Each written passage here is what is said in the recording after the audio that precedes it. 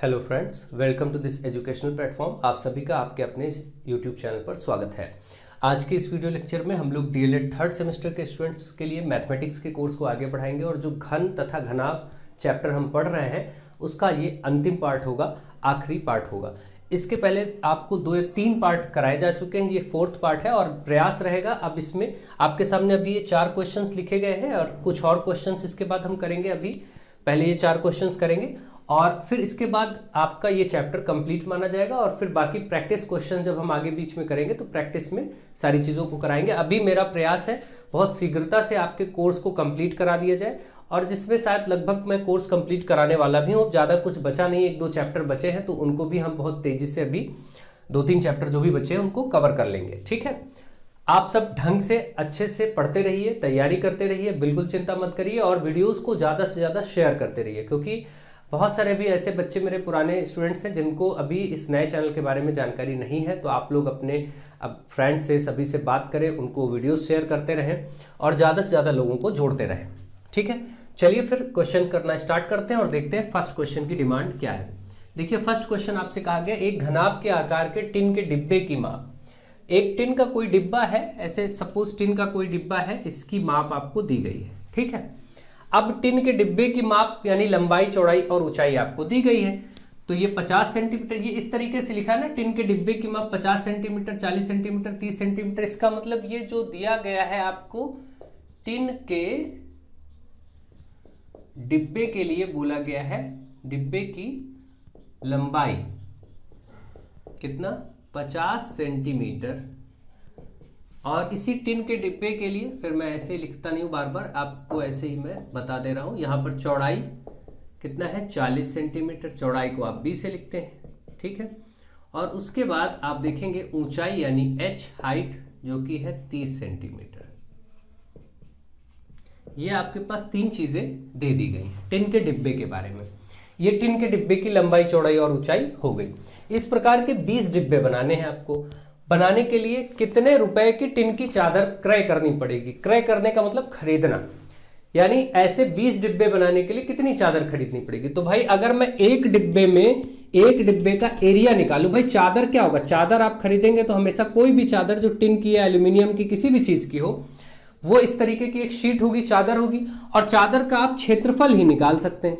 तो क्षेत्रफल यानी संपूर्ण क्षेत्रफल अगर हम एक चादर का निकालें तो पहले हम ये देखें कि 20 डिब्बों को बनाने में कितने एरिया रिक्वायर्ड है। सबसे पहले 20 डिब्बों को बनाने के लिए हम एरिया निकालेंगे, तो जो उसका संपूर्ण क्षेत्रफल होगा उसी के आधार से हम आगे बढ़ेंगे। पहले हम देखते हैं कि एक डिब्बा, ये जो आपका डिब्बा है, मान लीजिए एक डिब्बा है ये, इस एक डिब्बे को बनाने में कितना एरिया चादर का लग रहा है। ठीक है, तो चलिए पहले हम देखते हैं।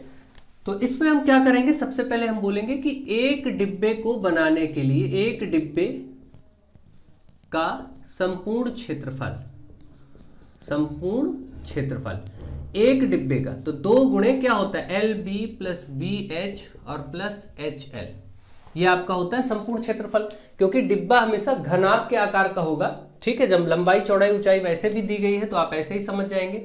अब यहां पर हम मान रखेंगे तो एक डिब्बे का संपूर्ण क्षेत्रफल आ जाएगा, तो 2 गुणे, अब देखिए लंबाई, चौड़ाई, ये देखिए 50, 40, 30 सब सेंटीमीटर, तो हम मान रख देंगे लंबाई की जगह 50।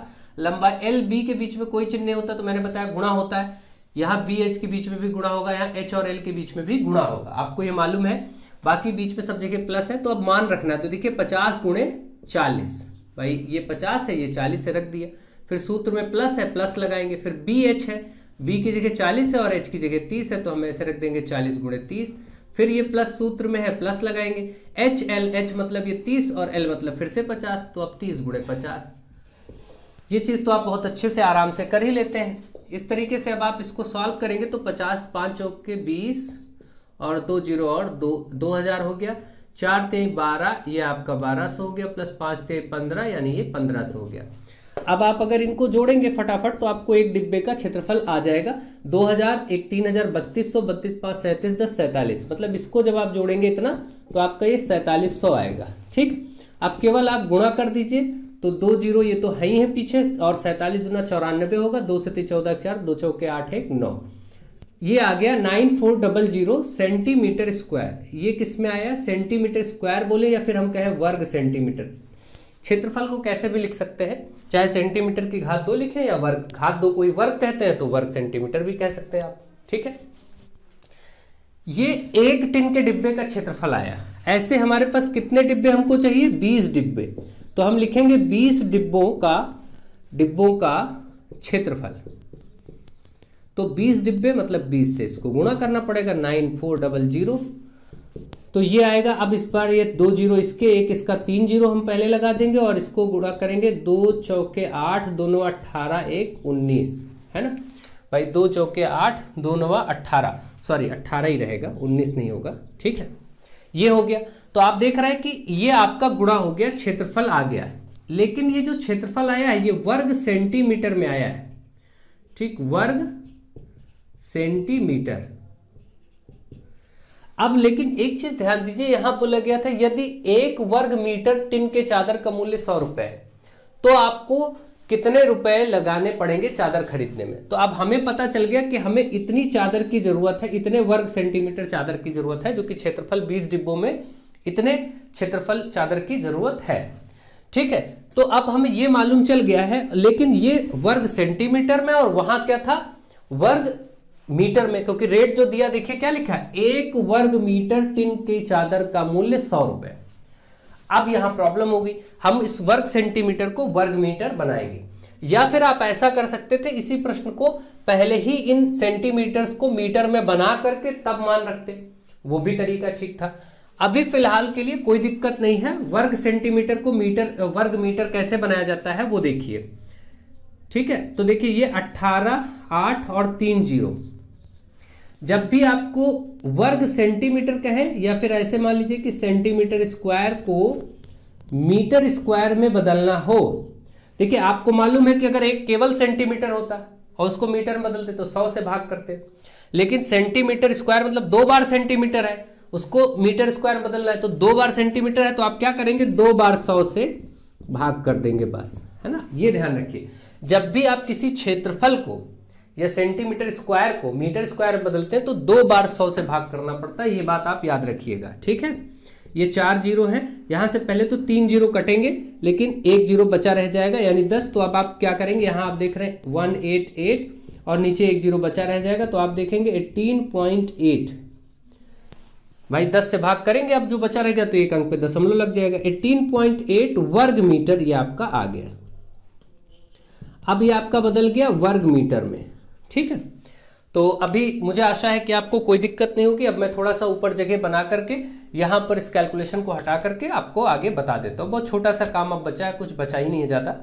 भाई अब क्षेत्रफल आ गए इतने वर्ग मीटर, आपको 1 वर्ग मीटर का खर्चा पता ही है 100 रुपए, तो बस 100 से गुणा हो जाएगा। देख लीजिए इसमें, क्योंकि 1 वर्ग मीटर, क्योंकि हमें मालूम है कि 1 वर्ग मीटर का मूल्य यानी चादर का मूल्य 100 रुपए, तो हमारा कितना आया 18.8 वर्ग मीटर का मूल्य तो 18.8 को 100 से बस गुणा ही करना है, जो कि आराम से 18, 8 और ये 2 जीरो, इसके बाद देखिए एक अंक पे दशमलव है, एक अंक पे दशमलव लगा देंगे, इसका मतलब 1880, 1880 रुपए का खर्चा आएगा चादर को खरीदने में, 1880। इस प्रकार से सामान्य सा प्रश्न था, केवल समझना था, और ऐसे प्रश्न पूछे जाते हैं, आपको अच्छे से समझना होगा, ध्यान देना होगा। तो मुझे आशा है आप अच्छे से इस प्रश्न को समझ गए होंगे। अब चलिए मैं नेक्स्ट क्वेश्चन की तरफ आगे बढ़ता हूं और उसको करते हैं। आप लोग ज़्यादा से ज़्यादा वीडियोस को शेयर करते रहिए, ज़्यादा से ज़्यादा फ्रेंड में पहुंचाते रहिए, ताकि हम अच्छे से कार्य कर सके और आप सबका सहयोग प्राप्त हो सके, ठीक है। चलिए देखते हैं।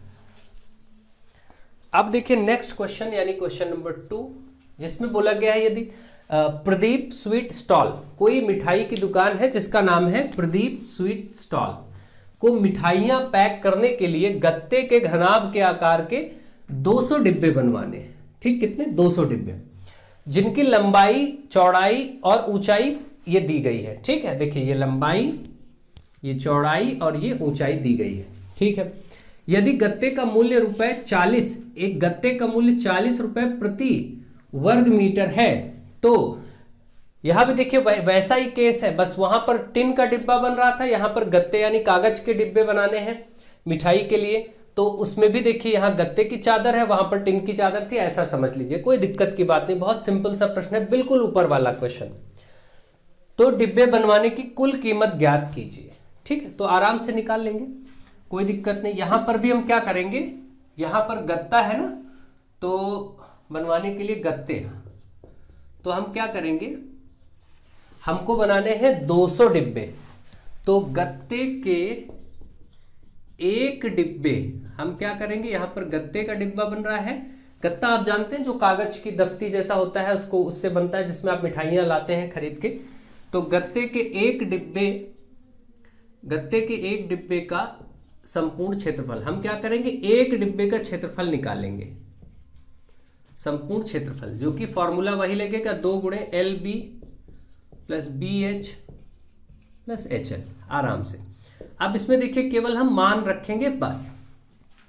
यहां लंबाई है 25, चौड़ाई है 20, तो अब क्या करेंगे, LB देखिए L और B के बीच में कोई निशान नहीं होता, गुणा होता है, तो आप क्या रखेंगे 25 गुणे 20 प्लस BH, यहां भी आप बीच में गुणा लगाएंगे, B यानी कि 20, देखिए B यानी चौड़ाई होता है ना, B 20 और ऊंचाई 5 है, तो 20 गुणे 5, फिर प्लस है, सूत्र में प्लस लगाएंगे, HL, तो H 5 ही है और L आपका 25 था, देखिए, तो ये 25 रख दिया। ये हमने मान रख दिया लंबाई, चौड़ाई और ऊंचाई। देखिए ये आपका लंबाई था, ये आपका चौड़ाई था, और यहां पर ऊंचाई यानी कि ये H था।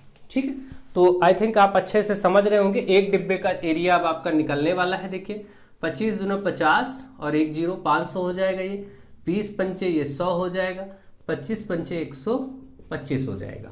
ठीक है, अब जरा इसको हम जोड़ते हैं, 500 1 600 700, तो ये हो गया 725। 725 को 2 से गुणा करेंगे तो 1450 आ जाएगा, है ना। लेकिन ये क्या है, सेंटीमीटर स्क्वायर, क्योंकि सारी माप क्या थी, सेंटीमीटर में थी। देखिए सेंटीमीटर में थी लंबाई चौड़ाई ऊंचाई, इसलिए जो क्षेत्रफल आया वो सेंटीमीटर की घात 2, या हम इसी सेंटीमीटर की घात 2 को ही तो वर्ग बोलते हैं, तो हम कह सकते हैं वर्ग सेंटीमीटर। भाई चाहे बोले सेंटीमीटर की घात 2 या बोले वर्ग सेंटीमीटर, एक ही बात है। ये एक गत्ते के डिब्बे का एरिया है। आपको ऐसे कितने डिब्बे हैं, आपके लिए 200 डिब्बे हैं, है ना, 200 डिब्बे बनाने। तो अब आप लिखेंगे, क्योंकि एक डिब्बे का ये आ चुका, तो आप लिखेंगे यहां पर ऐसे 200 डिब्बों का क्षेत्रफल। तो 200 डिब्बों का मतलब 200 से आपको गुणा करना है। एक डिब्बे का आया है 1450, 200 से गुणा करिए, 1450, 1400 का डबल 2800, 2900 हो जाएगा। 1450 को 2 से करेंगे 2900, 2 जीरो और है पीछे, ये देखिए। ठीक है भाई, 1450 को डबल करेंगे 2 से, आप सिंपल 2 से गुणा कर लीजिए, 2 जीरो 1 3 जीरो हो गया। देखिए 2 जीरो इस 200 के, 1 जीरो ये 3 जीरो ये हो गए, और उसके बाद हमें क्या करना है, 2 पंचे 10 का जीरो, 2 चौके 8 1 9। ठीक है, ये आ गया आपका वर्ग मीटर, सॉरी वर्ग सेंटीमीटर। अभी सेंटीमीटर में चल रहा है ना। आप बताइए एक डिब्बे का क्षेत्रफल ये था, तो 200 डिब्बों का क्षेत्रफल बस केवल मैंने 200 से गुणा ही तो किया है। भाई एक डिब्बे का क्षेत्रफल जो है उसको 200, अब 2 का पूछे 5 का पूछे, चाहे जितने डिब्बे का पूछता उसको गुणा ही कर देना था। गुणा किया तो 200 डिब्बों का क्षेत्रफल ये आ गया हमारे पास। लेकिन अब सवाल ये है कि यहां पर वर्ग सेंटीमीटर में आया है, क्योंकि सारी माप सेंटीमीटर में थी। और जबकि आगे की लाइन आप पढ़िए, लिखा गया है यदि गत्ते का मूल्य ₹40 प्रति वर्ग मीटर, यानी 1 वर्ग मीटर का खर्चा 40 रुपए है, तो इतने वर्ग मीटर का खर्चा क्या होगा। अब पहले तो इसको वर्ग मीटर बनाना पड़ेगा ना क्षेत्रफल को, तो आप इसको कह सकते हैं, या फिर वर्ग मीटर कैसे बनाएंगे, अभी मैंने बताया था ये चीज जो आपका है 29 और 4 जीरो। ठीक है, वर्ग सेंटीमीटर से वर्ग मीटर बनाने के लिए 2 बार 100 से भाग करते हैं, एक बार नहीं 2 बार। ठीक है, तो 100 गुणे 100, यानी दूसरे शब्दों में 10,000 से भी आप कह सकते हैं। 4 जीरो का ठीक है, 2 जीरो नीचे 2 जीरो ऊपर, केवल आया 29 वर्ग मीटर। अब ये वर्ग मीटर बन गया, आप कोई टेंशन नहीं। अब आपको मालूम है सवाल में बोला गया है, चूंकि 1 वर्ग मीटर का खर्चा, 1 वर्ग मीटर का गत्ते का मूल्य कितना है, ₹40। 1 वर्ग मीटर का 40 रुपए है, तो इसलिए ये इसलिए का चिन्ह होता है, इसलिए आपको कितने वर्ग मीटर बताना है, 29। तो 29 वर्ग मीटर, 29 वर्ग मीटर का खर्चा क्या होगा। तो हम क्या करेंगे, 29 को 40 से ऐसे गुणा कर देंगे, बस जो आएगा। तो ये 0 का 0 रहा, 4 9 36 के 6, 4 9 36 के 6, 3 4 दूनी 8 3 11। तो आप देख रहे हैं यहां पर खर्चा जो आ रहा है वो 1160 रुपए का खर्चा आ रहा है। इतना खर्चा आएगा उन 200 डिब्बों को बनवाने के लिए, यानी जो मिठाई के 200 डिब्बे बनने हैं उसका खर्चा आएगा 1160 रुपए। आपको मुख्य ध्यान कहां देना है, केवल आप एक डिब्बे का संपूर्ण क्षेत्रफल निकालेंगे, ये आराम से यहां तक आप पहुंच जाएंगे, क्योंकि सारी माप सारी मेजरमेंट सेंटीमीटर में थी पहले से, इसलिए यहां सेंटीमीटर में मान रखा गया। तो जो आंसर आया क्षेत्रफल एक डिब्बे का क्षेत्रफल वो सेंटीमीटर स्क्वायर बोल सकते हैं, वर्ग centimetre.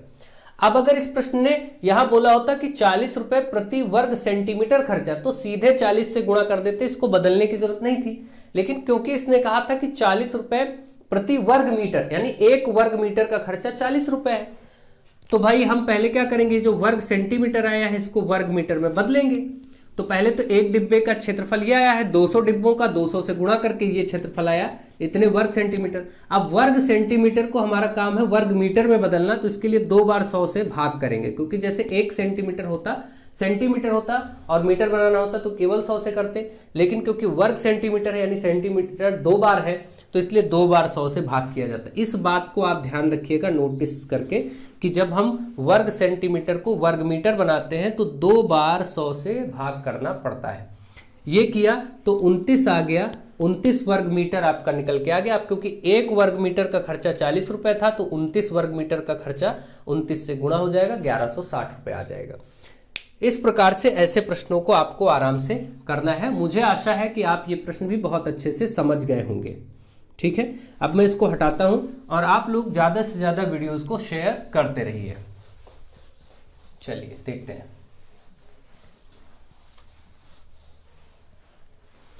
Next question, question number 3।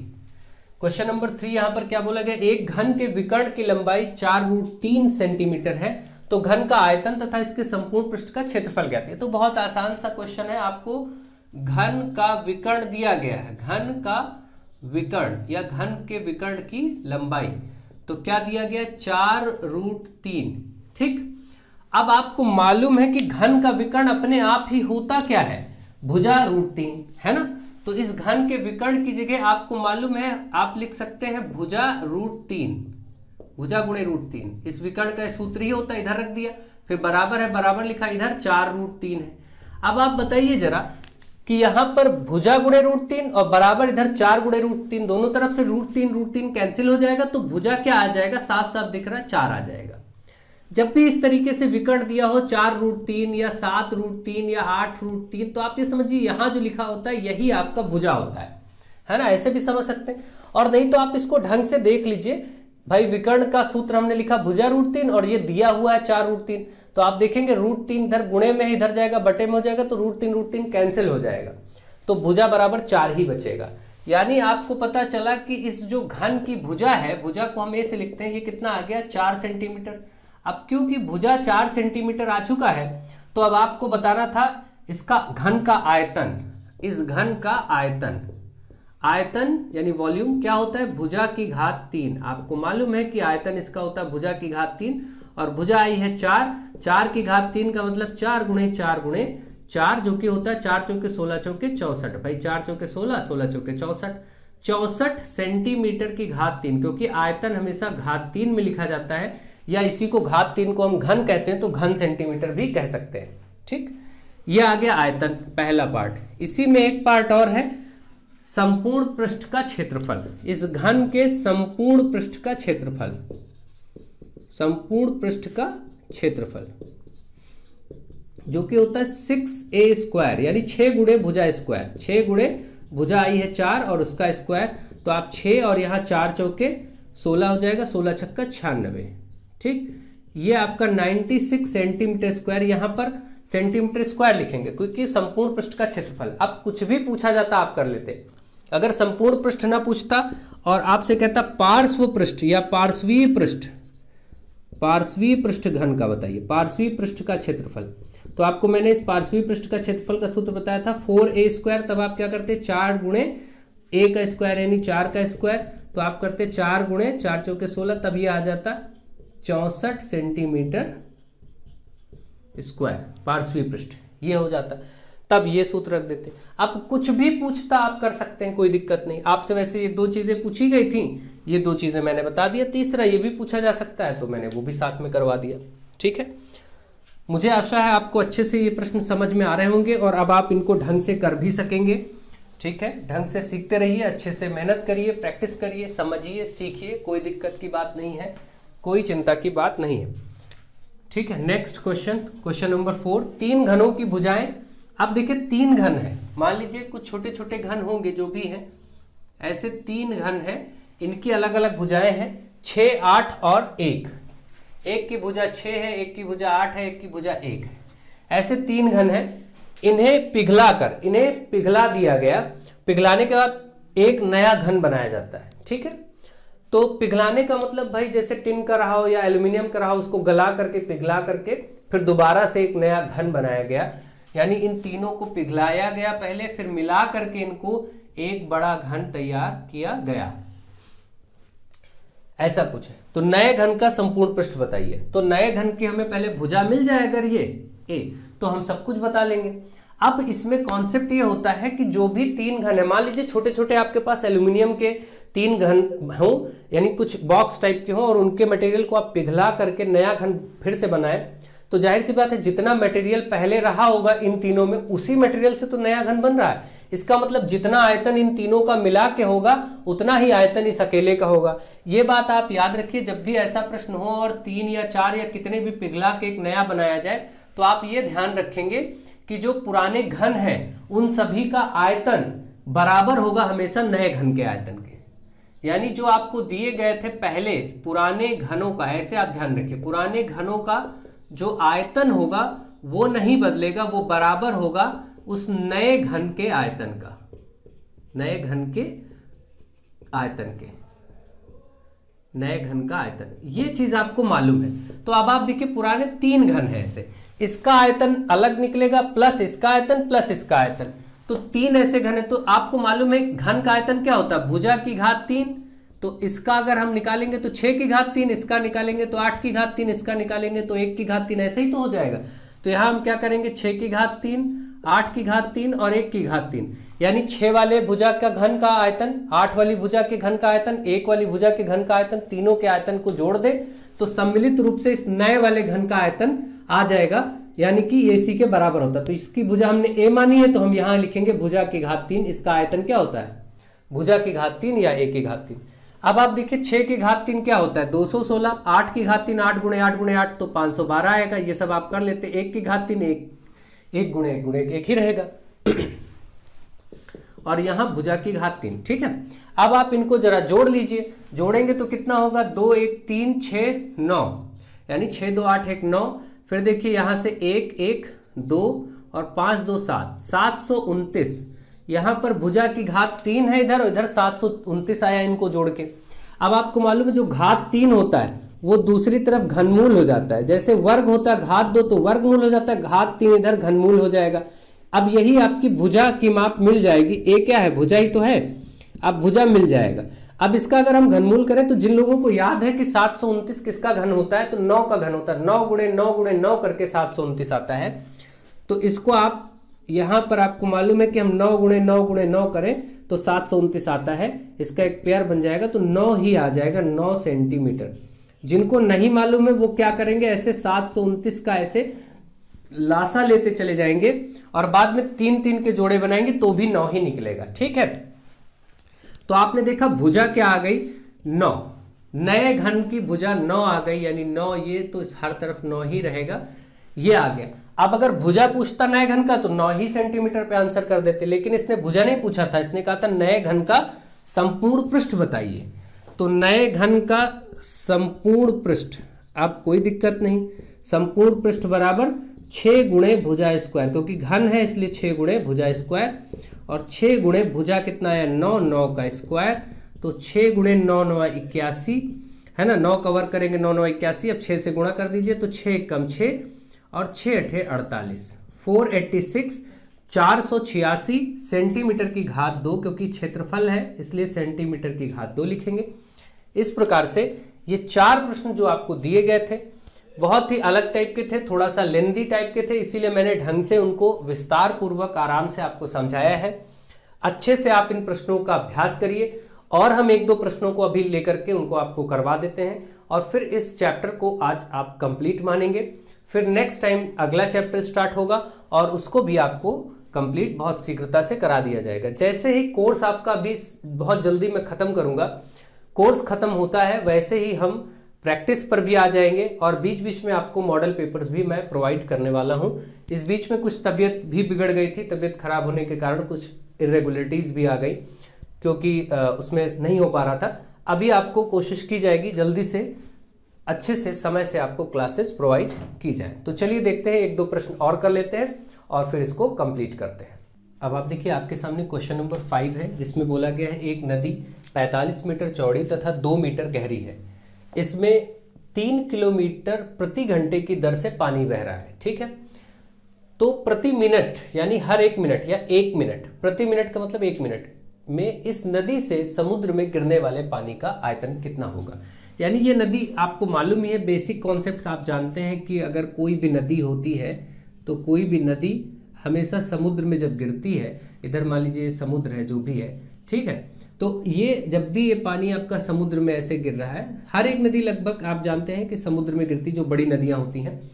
तो अब आप ये चीज देखें कि यहां पर नदी के बारे में चौड़ाई पता है और 2 मीटर गहरी, गहरी यानी ऊंचाई। चलिए पहले नोट कर लेते हैं। जैसे यहां पर बोला गया है कि भाई नदी की चौड़ाई, आपको क्या दिया गया है कि नदी की चौड़ाई, चौड़ाई को आप b से लिखते हैं, कितना है 45 मीटर, तो लिख लिया, चलिए ठीक है। और नदी की गहराई, अब गहराई का मतलब क्या है, आप जानते हैं जो गहराई होती है वही एक तरह से ऊंचाई ले सकते हैं हम, h उसको ले सकते हैं। जैसे किसी कुएं में आप अगर झांकते हैं, किसी कुएं में झांकेंगे तो आप उसको अंदर की तरफ उसकी गहराई दिखेगी और वो गहराई ही एक तरह से ऊंचाई है। अगर नीचे जा करके देखा जाए तो वही उसकी ऊंचाई है। यानी आप अगर छत पर खड़े हो, अगर मान लीजिए कोई घर नया बन रहा है, उस पर छत नहीं पड़ी है, आप उस पर खड़े होकर देखें कमरे के अंदर, अगर सपोज कमरे में छत नहीं है, आप ऊपर से देखें तो ऊपर से देखेंगे तो गहराई होगा, और कमरे के अंदर नीचे खड़े होकर के ऊपर से दीवारें छत की तरफ देखेंगे तो वो ऊंचाई होगा। यानी गहराई और ऊंचाई एक ही बात है। तो आपको यहां पर नदी की गहराई बोला गया है, ठीक है, इस गहराई को आप h ही मानेंगे यानी ऊंचाई ही मानेंगे। कितना बोला गया है 2 मीटर, है ना। अब आपसे कहा गया इसमें 3 किलोमीटर प्रति घंटे की दर से पानी बह रहा है, यानी इस नदी में जो पानी ये बह रहा है, फ्लो हो रहा है, ये कैसे फ्लो हो रहा है 3 किलोमीटर प्रति घंटा, 1 घंटे में 3 किलोमीटर, या कह सकते हैं कि 60 मिनट में 3 किलोमीटर, एक ही बात है क्योंकि 1 घंटे में 60 मिनट होते हैं। और आगे बोला गया तो प्रति मिनट, यानी 1 मिनट में नदी में कितना पानी गिर रहा है, यानी 1 मिनट में कितनी, यानी जाहिर सी बात है कि 1 मिनट में सपोज हो सकता है पानी यहां से यहां पहुंचा हो, यही तो हो सकता है। 1 मिनट में पानी कितनी दूरी तय कर रहा है, कितनी लंबाई तक कवर कर रहा है, ये मतलब, इसका मतलब हमें लंबाई इससे पता चलेगा कि 1 मिनट में कितनी दूर पानी बह गया, वो उसकी लंबाई हुई। अब इसमें हमारे पास चौड़ाई ऊंचाई था, लंबाई नहीं है, तो लंबाई हम 1 मिनट की लेंगे क्योंकि प्रश्न में डिमांड है कि प्रति मिनट कितना पानी गिरेगा। तो हम क्या कहेंगे, इसी को हम देखेंगे क्योंकि बोला गया 3 किलोमीटर प्रति घंटे की दर से पानी बह रहा है, यानी हम ऐसा कह सकते हैं कि भाई ठीक है, जो पानी बह रहा है वो बह रहा है 1 घंटे में पानी की लंबाई कह सकते हैं। चलिए पानी कितनी दूरी तक, पानी द्वारा तय की गई दूरी बोलें, पानी, चलिए ऐसे लिख लेते हैं, 1 घंटे में पानी द्वारा तय की गई दूरी, ऐसा भी कह सकते हैं। इसी दूरी को ही तो हम क्या कहेंगे, लंबाई मान सकते हैं ना, और वो है क्योंकि बोला गया 3 किलोमीटर प्रति घंटा, यानी वो कितना है 3 किलोमीटर, 1 घंटे में 3 किलोमीटर पानी बह जा रहा है, ठीक है। यानी 1 घंटे में जो पानी की लंबाई है वो 1 घंटे में पानी की लंबाई 3 किलोमीटर है, ठीक, लेकिन ये 1 घंटे में है। अब हमें बताना है प्रति मिनट, 1 मिनट में। तो अब हम इसको कैसे बदलेंगे, 1 घंटे को हम कह सकते हैं 60 मिनट, चाहे हम ये बोलते या हम ऐसे कहते कि भाई 60 मिनट में कितना पानी बहेगा, तो 60 मिनट में भी 3 किलोमीटर बहेगा। भाई चाहे आप कहिए 1 घंटे में 3 किलोमीटर या 60 मिनट में 3 किलोमीटर।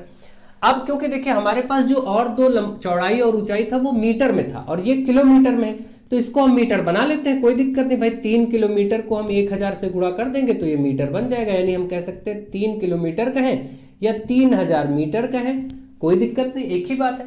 यानी अब हम कह सकते हैं कि 60 मिनट में 3000 मीटर पानी बह रहा है। अब हमें प्रति मिनट, हर 1 मिनट का, 1 मिनट का बताना था, तो अब हम कहेंगे फिर 1 मिनट में कितना पानी बहेगा, यानी 1 मिनट में पानी की लंबाई क्या होगी, तो 60 मिनट में 3000, 60 मिनट में 3000, तो 1 मिनट में 60 बटे हो जाएगा इधर आके, आप जानते हैं ऐसी चीजें आप, ठीक है।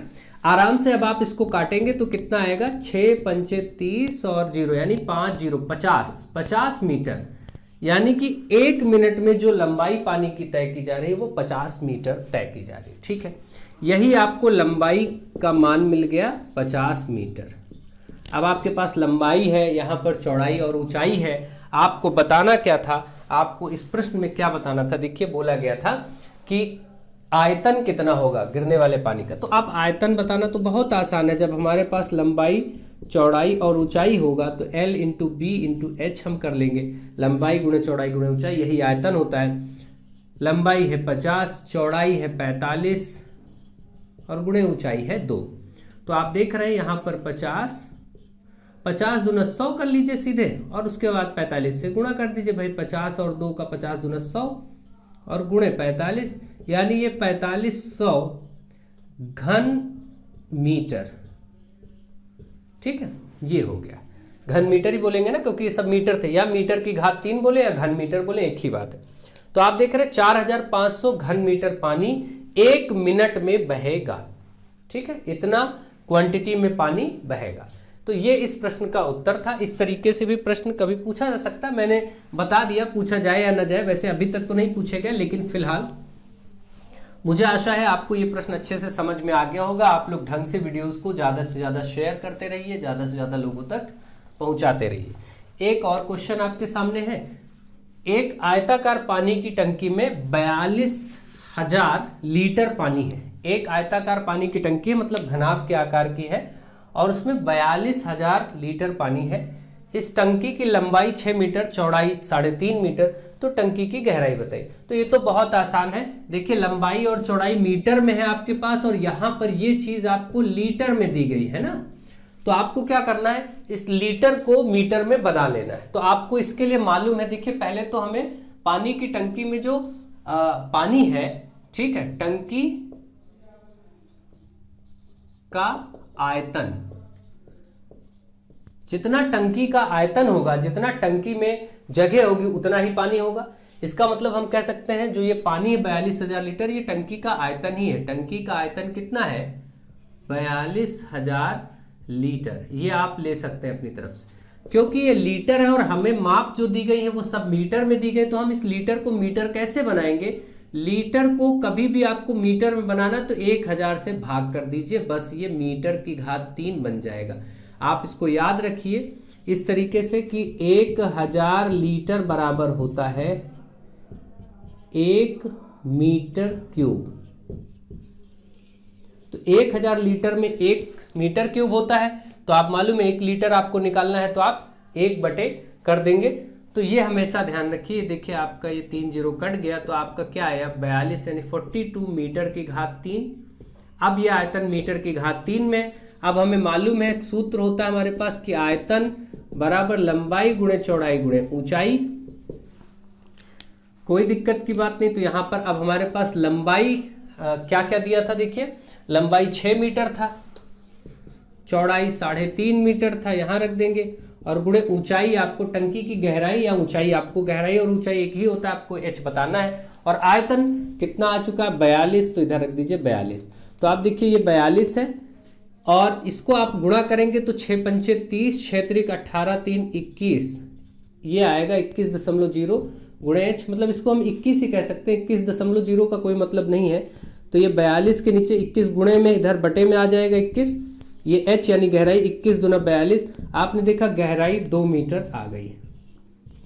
इस प्रश्न के लिए जो गहराई या ऊंचाई थी वो 2 मीटर टंकी के लिए आ गया।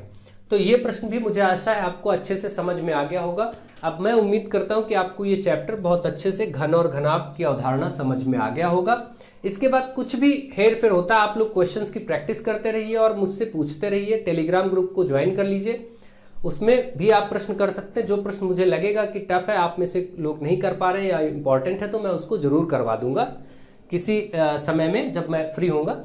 तो आप सब अच्छे से अध्ययन करिए, पढ़िए, लेकिन वीडियोस को ज़्यादा से ज़्यादा शेयर करिए। शेयर करना बिल्कुल ना भूलिए। So thank you to all of you.